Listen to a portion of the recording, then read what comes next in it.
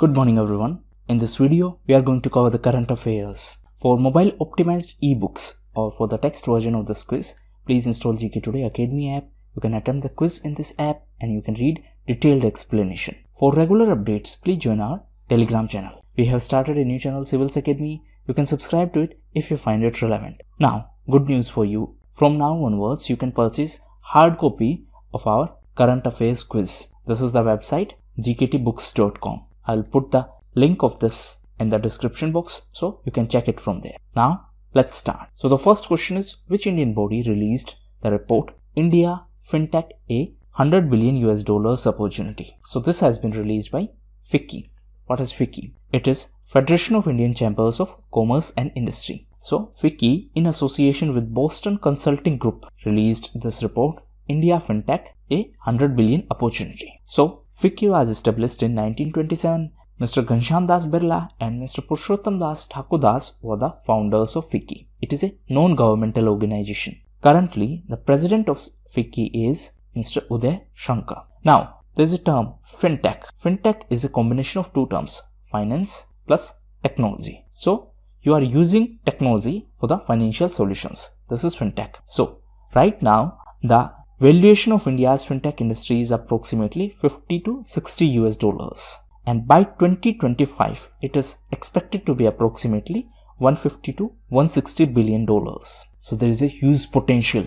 Now in the context of fintech, there's one more term which is used frequently. It is regulatory sandbox. So you might have heard it in the context of RBI as well. Regulatory sandbox means a controlled environment where fintech companies can test their new product under the supervision of regulator. Suppose ABC is new fintech startup company. They launched a new product named P1. Now they want to test it. So under the regulation of RBI, they can test it in a controlled environment. This thing is regulatory sandbox. Next question is, which union ministry is set to unveil the draft e-commerce policy? So this will be done by DPIIT. What is DPIIT? It is Department for Promotion of Industry and Internal Trade. And DPIIT is under Commerce Ministry. This is going to launch draft e-commerce policy. Now recently this Commerce Ministry was also in news because of Prarambh initiative.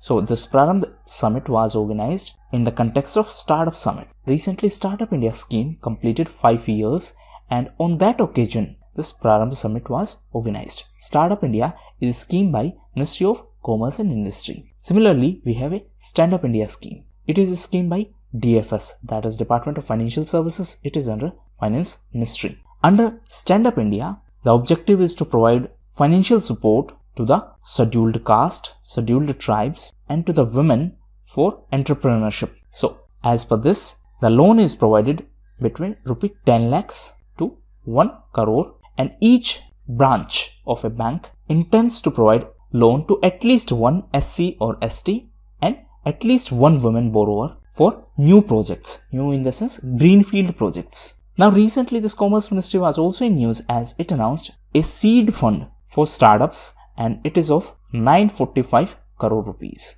Next question is, what is the frequency of Labour Ministry's establishment based job survey for organized sector? Now this is very important for EPFO examination. So recently the Ministry of Labour was in news as it announced it is going to conduct different surveys. So one survey is going to be about establishment based job opportunities. Another survey will be on migrants, on domestic workers, on transport sector and on professionals. So total 5 surveys. This establishment based survey is going to be quarterly. So the survey will capture the first quarter of fiscal year of 2021-22. The fiscal year will start from 1st of April. Now, this Labour Ministry was also in news because of IDA. What is IDA? It is Industrial Dispute Act. This act was passed in 1947. And in this act, there is a section 22. As per this section 22, the public utility services cannot go on strike without prior notice. Without prior notice. That means if you want to conduct a strike, you will have to give a notice in advance. That is why you might have seen that recently there was a strike of banks. So they had given the notice in advance that we are going to strike on these and these dates. They cannot strike randomly. Why so? Because banking sector has been declared as a public utility sector. And as per the Section 22 of IDA, that is Industrial Dispute Act, public utility services cannot go on strike without prior notice. Now recently, one more initiative related to labor and inspection was in news, and it is an initiative of Karnataka government. So recently Karnataka government introduced a new centralized system for inspection of factories. Now similarly at union level, that means at central level, there is a portal of Ministry of Labor and Employment. It is Shram Suvidha portal. Answer in comment box, what is the objective of this Shram Suvidha portal? Next question is, India's first centralized air-conditioned railway terminal is to be come up in which city? So this is going to be in Karnataka, in Bengaluru, and this has been named after veteran civil engineer Bharat Ratan Sir M. Vishweshwaraya. In fact, his birth anniversary is on 15th of September, and this is celebrated as Engineers Day in our country. Next question is MINT, that is Mobile Integrated Network Terminal, which was in news, is associated with which organization? So it is associated to Indian Army. Indian Army is in the process of procuring MINT systems under category of Defense Acquisition Procedure 2020. Now what are these MINT systems? As you can see from full form, it is a system for communication, and it will provide access and support to voice, video and data. So these systems will be procured by Indian Army from domestic company. Now in the context of defense acquisition, we have Defense Acquisition Council. This is the highest decision making body in the context of acquisition by defense forces. This council is headed by Defense Minister. Next question is, the Zulus tribe is associated to which country? So Zulu are the tribe of South Africa. Recently this tribe was in news because its king Goodwill Zwelithini passed away. That's why this tribe was in news. Now in the context of tribes, or for the welfare of tribes, we have National Commission for Scheduled Tribes. This is a constitutional body, and Article 338A of Indian Constitution contains the provision for National Commission for Scheduled Tribes. Article 338 contains the provision for National Commission for Scheduled Caste. Recently, this NCSC was also in news because Vijay Sapla has assumed the charge of chairperson of this National Commission for Scheduled Caste. So this is a commission for scheduled caste, this is a commission for scheduled tribes. Similarly, we have NCBC, that is National Commission for Backward Classes. Answer in comment box whether it is a statutory body or a constitutional body. Next question is, which state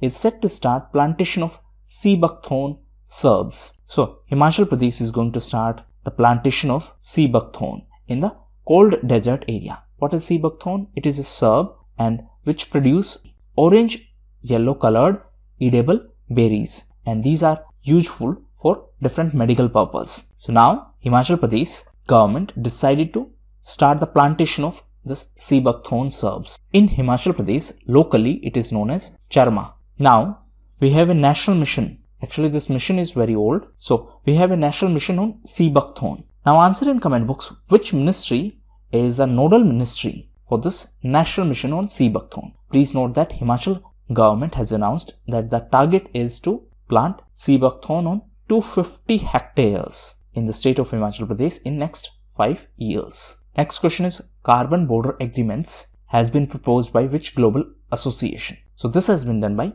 European Union. Now what is this entire issue? See, suppose in European Union there are 5 countries, A, B, C, D, E. Now out of these 5 countries, suppose B and C are not serious about environmental issues and they are major polluter. So as per this new carbon border agreement, there is a provision of carbon border tax or carbon border adjustment. It is a tax on the imported goods, where the amount of tax will be dependent on the carbon emission associated with the production of these goods. Now let me simplify it. Suppose a product is imported from these 2 countries and this product is imported by people of country E. So a tax can be imposed on this product, and this tax rate will be dependent on the carbon emission associated with the production of these specific goods. So if carbon emission is higher rate of tax can be imposed. Objective is to discourage carbon emission. So that's why European Union was in news.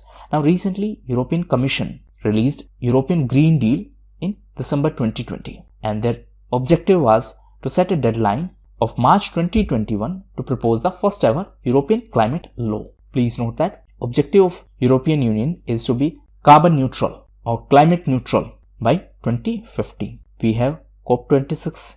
COP stands for Conference of Parties. This is going to be in Glasgow. Next question is, who was the chairperson of Government's Commission for Air Quality Management in the National Capital Region, that is NCR. So why this commission was in news? Let me give its brief background. This commission was set up through an ordinance. Now please note that the ordinance powers of President are mentioned in Article 123 of Indian Constitution. Ordinance powers of Governor are mentioned in the Article 213 of Indian Constitution. So this commission was set up through an ordinance. Recently, that ordinance lapsed. That means now this commission or this panel stands dissolved, and the chairperson of this commission was M.M. Kutti. Please note that the ordinance through which this commission was introduced also abolished EPCA. What is EPCA? It is Environment Pollution Control Authority. Now, in the context of environment in National Capital Region, one more term is frequently used. It is GRAP,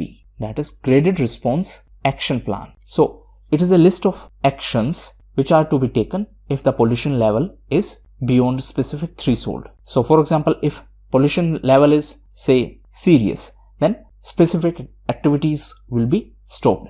If it is more serious, then more activities will be stopped and more initiatives will be taken to bring it to the normal level. So, these were the most important questions. Now, we are going to cover important news events. So, first is related to reservation in private sector jobs for locals. So, recently, Haryana announced such legislation. Now, Jharkhand also announced the reservation in private sector jobs for the locals. And this reservation is applicable for the jobs up to a salary of 30,000. So, 75% seats are reserved for the locals in private sector jobs where the salary is less than 30,000. Next is MTP, that is Medical Termination of Pregnancy Act. So, as per this act, previously the limit for abortion was 20 weeks. That means a woman can abort a child and the limit was 20 weeks. Now, this limit has been extended to 24 weeks. So, she can abort child up to 24. Please note that there are certain restrictions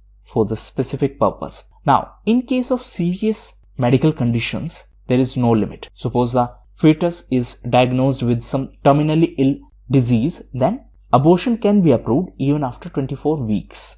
And for that purpose, state level medical boards will be established. So, these boards are going to decide if the pregnancy is to be terminated beyond 24 weeks if there is a case of fetal abnormalities. Next is self-propelled catapult guns and Tempella motors. So, recently Indian Army decommissioned these self-propelled catapult guns and Tempella motors. Next is M.A. Ganpati. So, recently Mr. Ganpati was in news as he has been appointed as the next DG of NSG. NSG stands for National Security Guards. Apart from him, recently Mr. Kuldeep Singh was appointed as the DG of CRPF. What is CRPF? It is Central Reserve Police Force. In addition to him, recently one more personality was in news and he is Mr. P.K. Sinha. So, he was the principal advisor to the Prime Minister's office. Recently, he announced his resignation. Next is World Energy Transitions Outlook. So, recently this report was released by IRENA.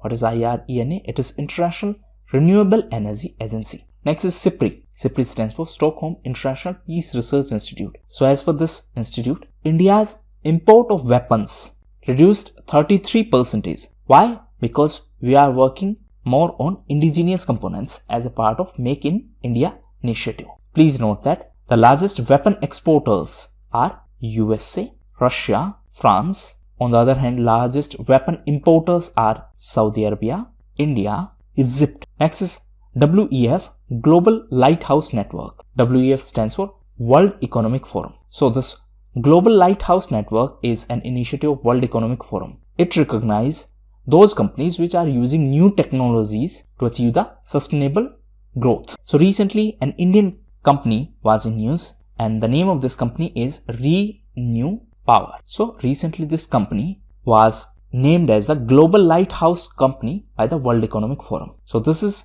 the world's first clean energy company to be recognized as part of this Global Lighthouse Network, and this is second Indian company. So, two important points. First, it is first renewable energy company. It is second Indian company to be recognized as a part of this global lighthouse network. Which was the first company?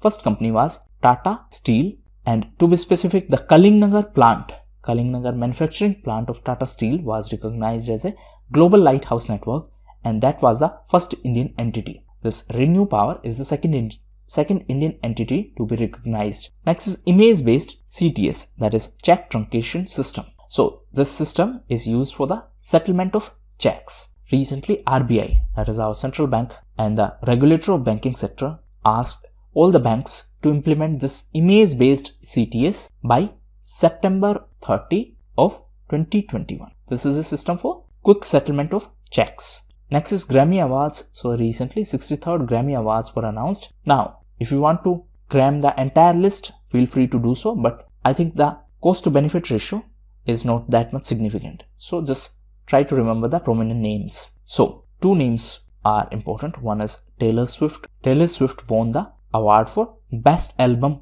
of Year. Name of album is Folklore. Next is Billie Eilish. So Billie Eilish won the award for Record of the Year for her song Everything I Wanted. Next is UPI Help. So recently NPCI, that is National Payment Corporation of India, launched this UPI Help feature on Bheem app. Next is Bachat Plus. So this is a new initiative by LIC. What is LIC? It is Life Insurance Corporation, and the minimum basic sum under this new saving plan is 1 lakh, and there is no upper limit. Next is Play Store commission fees for developers. So actually this is an issue related to Google. What is this entire issue? See, the Play Store is an entity of Google. So different companies launch their apps on this Play Store and they sell products with the help of that. Now Google said that if you are going to sell products with the help of Play Store, that means through your app, then Google is going to charge commission from that billing fees. So Google announced that it is going to charge 30%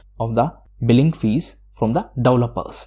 So suppose you are selling ebook via Play Store and the price is 100, so 30 will be taken by Google itself, and that is why there was backlash. So now Google has announced that for the revenue up to 1 million, the rate is going to be 15%. That the rate will be half for revenue up to 1 million. And these new norms will be effective from 1st of July. Next is World Air Quality Report 2020.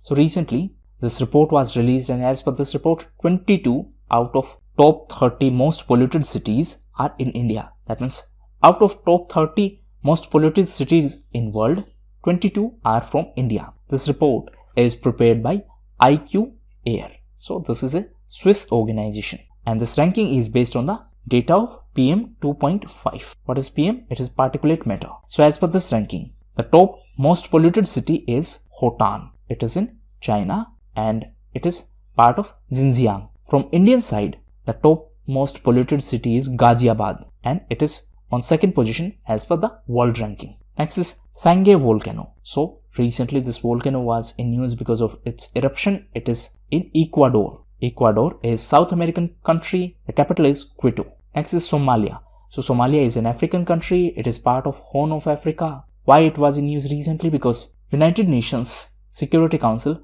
has asked the government of Somalia to organize elections without any further delay. And last news is related to When God is a Traveler. So this is a poetry collection, and this is a poetry collection by Arundhati Subramaniam. Recently, Arundhati Subramaniam was in news because she won the Sahitya Akademi Award for this poetry collection. Please note that Sahitya Akademi Award is given in 24 Indian languages including English and Hindi. So these were the most important news events. Now homework for you. So please read about sounding rockets. What are sounding rockets? What is their objective? Second is please read about PCA, that is prompt corrective action. Thank you, and that's all for the day.